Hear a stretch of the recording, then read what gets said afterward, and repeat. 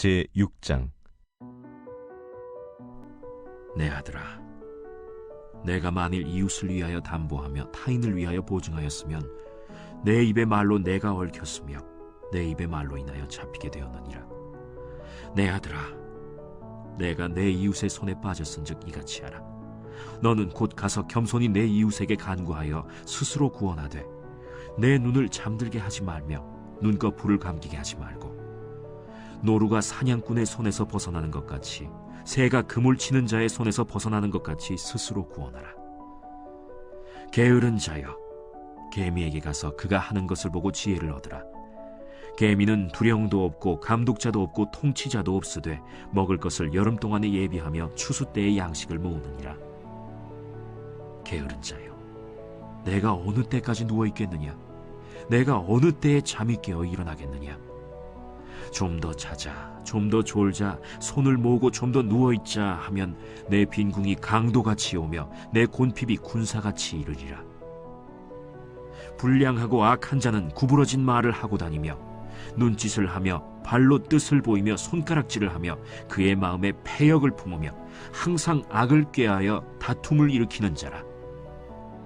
그러므로 그의 재앙이 갑자기 내려 당장에 멸망하여 살릴 길이 없으리라.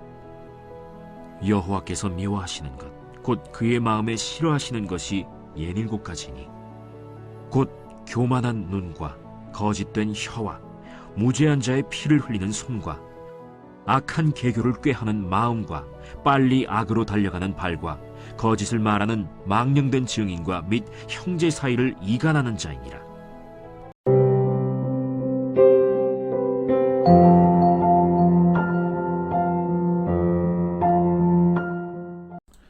여러분 반갑습니다. 오늘도 큐티로 여는 기막힌 하루입니다. 본 말씀 잠언서 6장 1절부터 9절의 말씀입니다. 자, 오늘 말씀은 하나님이 싫어하시는 세 가지에 대한 지혜를 가르쳐주고 있습니다. 과연 하나님이 싫어하시는 것이 무엇일까요? 먼저 첫 번째로 담보와 보증을 싫어하십니다. 자, 오늘 1절 2절 말씀에 내 아들아, 내가 만일 이웃을 위하여 담보하며 타인을 위하여 보증하였으며 내 입의 말로 내가 얽혔으며 내 입의 말로 인하여 잡히게 되었느니라 그랬습니다. 아마 방금 읽은 말씀을 들으신 분들 가운데 성경에 이런 내용도 있었나? 놀라실 분들도 있을 것입니다. 오늘 말씀은 놀랍게도 우리가 믿음의 길을 제대로 가기 위해서 첫 번째로 중요한 것이 다름 아닌 사람의 빚에 담보를 서지 말라는 것입니다. 우리가 다른 사람의 보증을 서주는 것을 하나님이 싫어하신다는 것입니다. 이미 우리나라에서 많이 경험한 바 있지만 경제가 어려울 때 형제나 자식이나 또 친구의 빚을 보증으로 썼다가 재산을 탕진하고 날린 사람들이 너무나 많습니다. 자, 그런데 그분들의 말을 들어보면 어떻게 형제나 자식이나 친구가 돈이 없어서 보증을 좀 서달라고 하는데 모른다고 외면할 수 있느냐, 이런 말씀들을 하시죠. 여러분, 그러나 보증을 서달라는 요구를 거절하지 못한 결과는 너무나도 엄청난 빈곤과 고통인 것입니다. 자, 오늘 말씀을 보면요, 절대로 다른 사람을 위해서 보증을 서서는 안 된다고 말씀하고 계십니다. 자, 그 이유가 뭘까요? 여러분, 보증이나 담보라고 하는 것은 다른 사람의 빚에 대해 내가 전부 떠안고 책임지겠다고 약속을 하는 것입니다. 자, 그런데 바로 이 책임, 내가 다른 사람의 인생을 책임지겠다고 하는 것이 우리가 인간의 한계를 넘어서는 주제에 넘은 일이라는 것을 알아야 합니다. 여러분, 왜 그렇습니까? 생각해 보십시오. 우리는 내 인생의 내일도 장담하지 못하고 책임지지 못하는 인생입니다.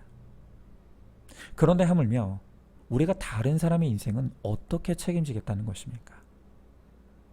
우리가 어려운 형편에 있는 이웃이나 형제를 돕는 것은 너무 중요한 일입니다. 너무 좋은 일입니다. 그러나 우리가 다른 사람의 모든 빚에 대해 책임을 지겠다고 약속하는 것은 내가 할 수 있는 일의 범위를 넘어서는 일인 것입니다. 여러분, 정 형편이 어려운 가족이나 이웃을 도와주고 싶거든 내가 돈을 돌려받지 않아도 딱 감당할 수 있을 만큼만 도와줘야 합니다. 만약 그 이상의 나의 형편을 넘어서는 책임을 떠안는다면 그것은 내가 하나님이 되겠다는 교만한 태도이고 오만한 자세입니다. 여러분, 우리는 내 인생도 제대로 책임지지 못합니다. 그러하게 다른 사람의 인생 역시 책임질 수 없다는 것을 겸손하게 인정해야 합니다. 여러분, 우리가 믿음의 바른 길을 가는 데 있어서 가장 중요한 원칙이 있는데요. 그것은 바로 내가 하나님을 앞서지 않는 것입니다.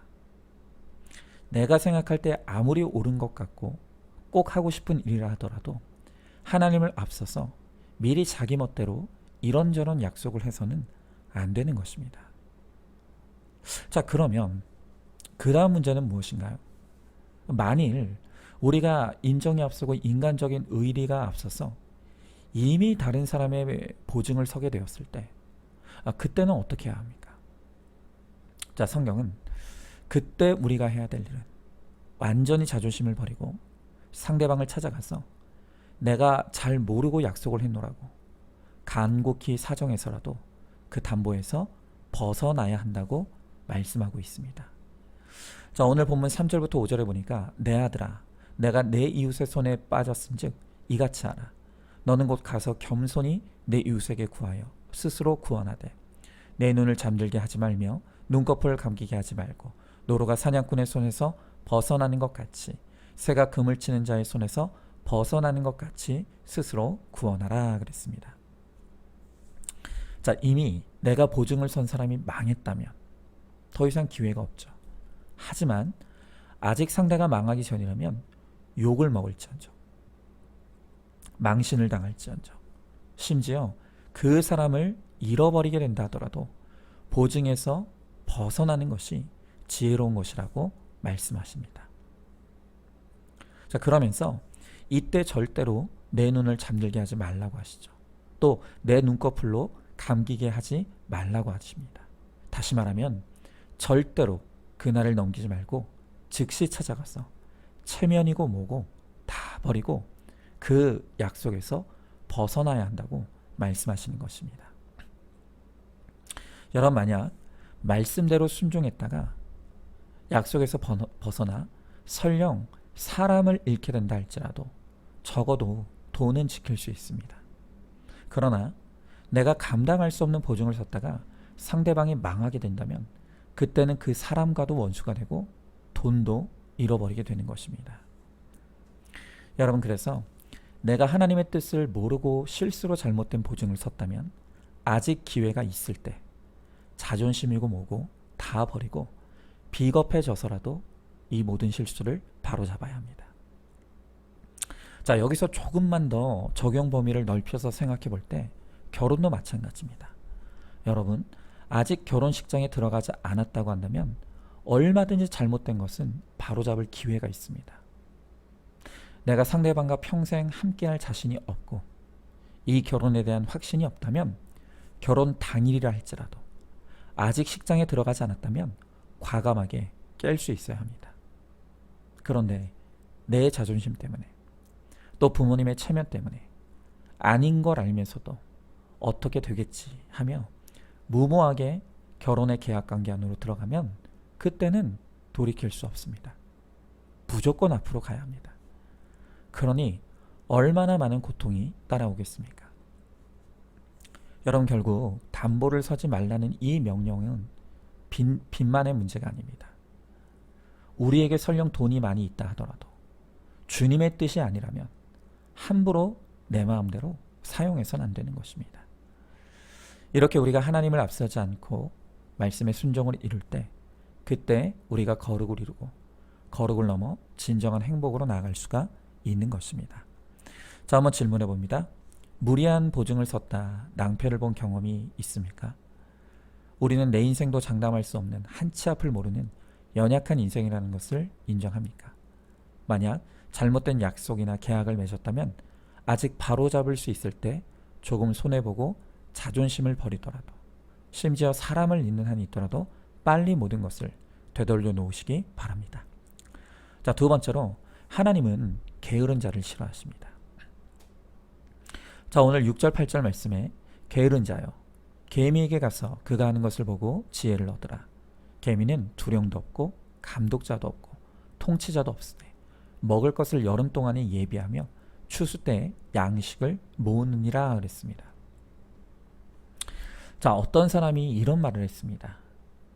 부지런하다고 다 부자가 되는 것은 아니다. 그러나 게으르면 반드시 가난해진다. 여러분 어떻습니까? 참 맞는 말이지 않습니까? 여러분, 그런데 하나님도요, 게으른 자를 참 싫어하십니다. 하나님은 자기 열심을 믿고 우상 삼는 사람도 싫어하시지만 게으른 자는 더욱더 싫어하십니다. 성경은 하나님이 쓰시는 사람의 조건 중에 하나가 충성이라고 합니다. 여러분, 이 충성됨 안에는 많은 의미가 있지만 그 가운데서도 가장 중요한 충성의 요소는 바로 부지런함입니다. 여러분, 부지런하지 않으면 절대로 충성할 수가 없습니다. 그래서 게으른 사람치고 하나님께 귀히 쓰임받는 사람을 저는 적어도 본 적이 없습니다. 그만큼 게으른 사람을 하나님이 싫어하시죠. 물론 게으름의 종류에는 여러 가지가 있습니다. 일에 게으른 사람이 있고요. 자기 관리에 게으른 사람도 있습니다. 또 건강에 게으른 사람도 있죠. 자, 그러나 그 많은 것들 가운데 하나님이 가장 미워하시는 게으름이 있는데요. 그게 바로 영적 게으름입니다. 자, 오늘 말씀을 보면 게으른 자를 향해 개미에게 가서 배우라 라고 합니다. 개미는 양식이 없는 겨울을 대비하여 평소에 부지런히 일을 해서 양식을 모읍니다. 그래서 양식을 더 이상 구할 수 없는 추운 겨울이 왔을 때 미리 모은 양식을 먹으며 그 힘든 겨울을 이겨내죠. 여러분, 우리도 마찬가지입니다. 우리 인생에 반드시 버티고 견디기 힘든 추운 고난의 겨울이 찾아오게 되어 있습니다. 자, 그런데 우리가 이런 인생의 이 고난의 겨울을 이겨내기 위해서는 평소에 영의 양식을 잘 모으고 저장해야 하는 것입니다. 우리가 예배와 목장으로 부지런히 모이고 거기서 말씀과 간증을 듣고 또 서로 지체들의 나눔을 듣는 것은 우리의 영의 양식을 모으는 것과 같은 것입니다. 이렇게 평소 평안할 때 미리 영의 양식을 잘 저장해 놓은 사람은 인생의 고난의 겨울이 불어닥쳤을 때 그 시간을 잘 견디고 버티고 또 내 고난을 해석받으며 그 고난을 이겨낼 수가 있는 것입니다.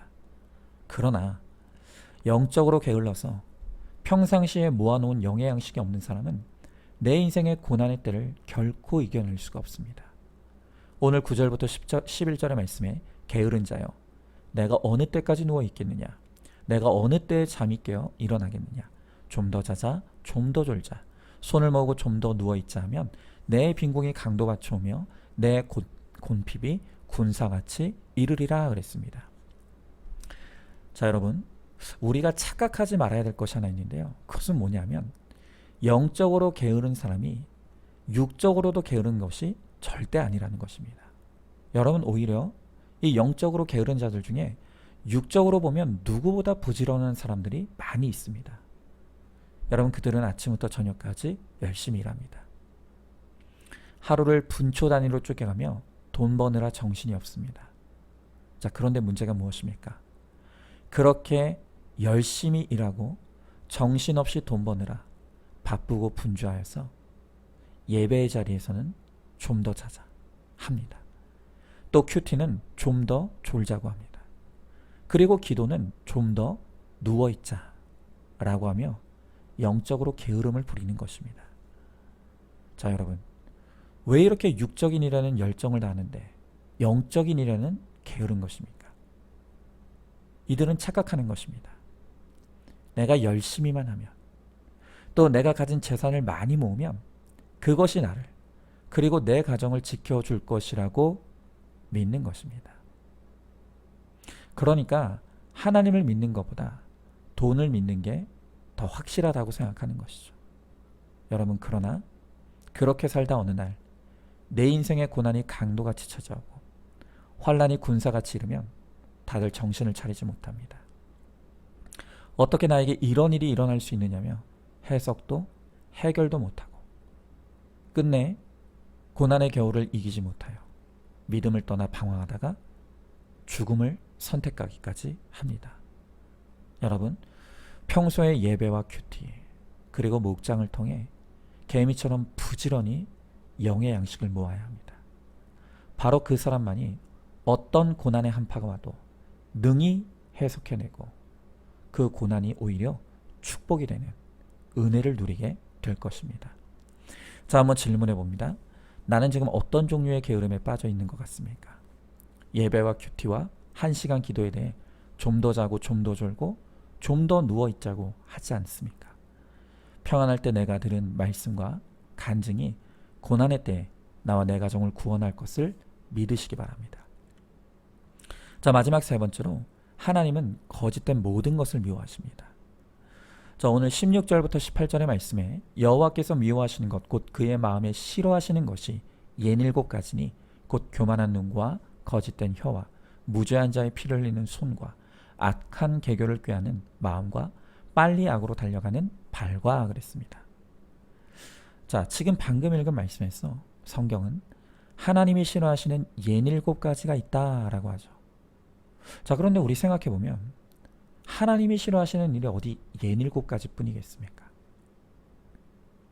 그런데 우리는 보면 우리의 마음이 늘 하나님이 기뻐하시는 일보다는 하나님이 싫어하시는 일에 늘 우리의 마음과 생각이 향해 있는 것을 알 수가 있습니다. 그래서 우리는 겸손은 너무 힘든데 교만은 너무 쉽습니다. 정직한 말을 하는 것은 너무 어려운데 거짓말은 술술 나옵니다. 또 다른 사람을 칭찬할 때는 무슨 말을 해야 될지 모르겠는데 험담하고 뒷담화할 때는 시간 가는 줄을 모릅니다. 또한 사명을 감당하는 일에는 좀처럼 하나 되기가 어려운데 우리가 악한 일을 도모할 때는 순식간에 한 몸을 이룹니다. 여러분, 이렇게 100% 죄인인 우리는 하나님이 기뻐하시는 일을 하는 것은 너무 힘들고 하나님이 싫어하시는 일을 하는 것은 너무 쉽습니다. 여러분, 바로 이런 우리의 죄인의 속성 때문에 모든 인간의 마음속에는 하나님에 대한 근본적인 반감과 반항심이 있습니다. 여러분, 이것은 하나님의 백성들도 하나도 다르지 않습니다. 여러분, 심지어 하나님을 믿는 하나님의 자녀들도 말씀을 들을 때 마음에 반항을 많이 합니다. 왜 그렇습니까? 말씀을 들으면 마치 내가 하고 싶은 것은 하나도 하나님이 허락하지 않는 것 같은 생각이 들기 때문입니다. 그래서 큐티를 하고 설교를 들을 때 마음에 반항심이 드는 것은 어찌 보면 당연한 것입니다. 왜 그렇습니까? 그만큼 우리가 하는 생각과 품는 마음이 하나님의 뜻과는 반대를 향하고 있기 때문이죠. 그래서 하나님의 말씀을 펴면 그 말씀이 사사건건 우리가 하고자 하는 일을 반대하는 것처럼 느껴지는 것입니다. 여러분, 그래서 내 생각엔 이것을 하는 것이 좋을 것 같은데 내가 보기에는 이것이 참 좋은 일인 것 같은데 하나님의 말씀이 그것을 하지 말라고 하면 마음속에 반항심이 생기는 것입니다. 여러분, 그래서 하나님의 뜻에 순종하기 싫어하는 사람, 하나님이 기뻐하시는 일보다 하나님이 기뻐하시지 않는 일을 하려고 하는 사람들의 특징이 있어요. 그것은 무엇이냐면 그들은 큐티책을 딱 덮어버립니다. 절대 큐티책을 펴지 않습니다. 왜요? 큐티했다 하면 하나님이 내 고집을 책망할 것을 알기 때문입니다. 또 내가 하려는 것을 하지 말라고 할 것이 뻔하기 때문입니다. 그러니 공동체에도 묻지 않습니다. 왜냐하면 공동체도 내가 하고 싶은 일을 반대할 것이라는 것을 알기 때문입니다. 그래서 하나님이 싫어하시는 일을 하려고 하는 사람, 내 고집대로 하려고 하는 사람은 절대로 큐티하지 않습니다. 공동체에 묻지도 않죠. 여러분, 그러나 반드시 기억하십시오. 내가 큐티하고 싶지 않은 일일수록 또 공동체에 묻고 싶지 않은 일일수록 하면 안 되는 일입니다. 무엇보다 하나님이 기뻐하시지 않는 일이 분명합니다. 여러분, 이스라엘 백성들을 보십시오. 이스라엘의 역사를 보면 그들의 역사는 하나님의 말씀과 그것에 반항하는 이스라엘 백성들 사이의 갈등의 역사였다고 말할 수 있습니다. 여러분, 그들이 하나님과 갈등하고 반항을 일삼은 결과 무엇이 있습니까? 그들은 끝없는 광야의 고난을 당했습니다. 여러분, 이스라엘의 역사가 우리에게 주는 교훈은 딱 하나입니다. 그것은 하나님 앞에 반항하지 말라는 것입니다. 또 하나님이 싫어하시는 일을 하지 말라는 것입니다. 우리가 우리의 악한 고집과 반항을 빨리 꺾고 순종할수록 우리의 광야가 빨리 끝납니다. 하지만 우리가 끊임없이 하나님께 반항하며 하나님과 씨름을 걸면 우리의 고난이 끝이 없는 것입니다. 여러분, 그래서 인생의 목적은 행복이 아니라 거룩이라고 말씀드리는 것입니다. 여러분, 거룩이 무엇입니까? 하나님이 좋아하시는 일을 택하는 것입니다. 하나님이 기뻐하시는 일을 따라가는 것입니다. 여러분, 그럴 때 내 행복이 아닌 하나님의 행복, 내 기쁨이 아닌 하나님의 기쁨을 먼저 구할 때 우리에게 진짜 행복이 찾아오는 것입니다. 여러분, 그러므로 오늘도 하나님을 앞서지 마시기 바랍니다. 또 매사에 크고 작은 모든 일에 하나님의 말씀으로 묻고 또 공동체에 물으며 겸손히 주님의 뒤를 잘 따라가십시오. 그럴 때 우리가 하나님께서 우리를 광야를 통과하여 약속의 가나안에 이르는 은혜를 베풀어 주실 것입니다. 자, 한번 질문해 봅니다. 내 안에 하나님과 말씀에 대한 반항심이 있지 않습니까? 큐티하지 않고 공동체에 묻지 않고 지금 내 마음대로 하려고 하는 일이 무엇입니까? 하나님께 묻지 않고 하려는 일이 하나님이 싫어하시는 일이라는 것을 깨닫습니까? 말씀과 공동체에 묻고 가는 길이 가장 안전하고 참된 행복으로 가는 길임을 믿으시기 바랍니다. 자, 오늘도 7월 12일 보석상자입니다. 시험을 당하고 있습니까? 나에게 온 시험이 믿음의 시련이 될지 욕심에 미혹되어 사망으로 결론이 날지는 나의 선택에 달려 있습니다. 아멘. 우리 함께 기도하겠습니다. 하나님, 오늘 주님께서 싫어하시는 일이 있다고 말씀하십니다. 내 인생도 책임지지 못하면서 감히 다른 사람의 인생을 책임지겠다고 하는 만용이 하나님이 싫어하시는 것이라고 합니다. 또한 게으른 것은 하나님이 너무너무 싫어하신다고 말씀하십니다. 또한 하나님이 싫어하시는 것이 무엇인지 알면서 내 고집대로 살고자 하는 것을 하나님이 싫어하신다고 합니다. 주님, 우리가 주님의 뒤를 쫓을 때, 또 주님의 인도하심에 순종하며 따라갈 때, 그때 비로소 우리가 가장 행복할 수 있음에도 우리는 늘 하나님을 앞서려고 하고 하나님을 기쁘시게 하는 것이 아니라 나를 기쁘게 하려고 하고, 또한 하나님 앞에서 고집부리며 내 마음대로 하려고 합니다. 그러다 보니 우리 인생의 고난이 끝이 없고 늘 하나님과 충돌할 수밖에 없고 늘 내 인생은 사건과 사고가 끊이지 않는 광야일 수밖에 없습니다. 주님, 이제는 어리석은 우리의 모든 고집과 우리의 모든 아집을 완전히 깨트릴 수 있게 하여 주시옵시고, 주님이 무엇을 말씀하시더라도 바로 그것에 순종하는 것이 우리의 거룩을 넘어 행복으로 가는 길임을 우리가 확신하게 하시고, 그래서 주님 말씀하시면 토달지 아니하고 예, 주님 그렇게 하겠습니다, 순종하는 우리 모두가 될 수 있도록 주님 함께하여 주시옵소서. 믿사오며 사랑이 많으신 우리 예수님 이름 받들어 기도드리옵나이다. 아멘. 오늘도 큐티로 기막힌 하루를 살아내는 하늘가족 공동체 우리 모든 성도님 되시기를 주님의 이름으로 축복합니다.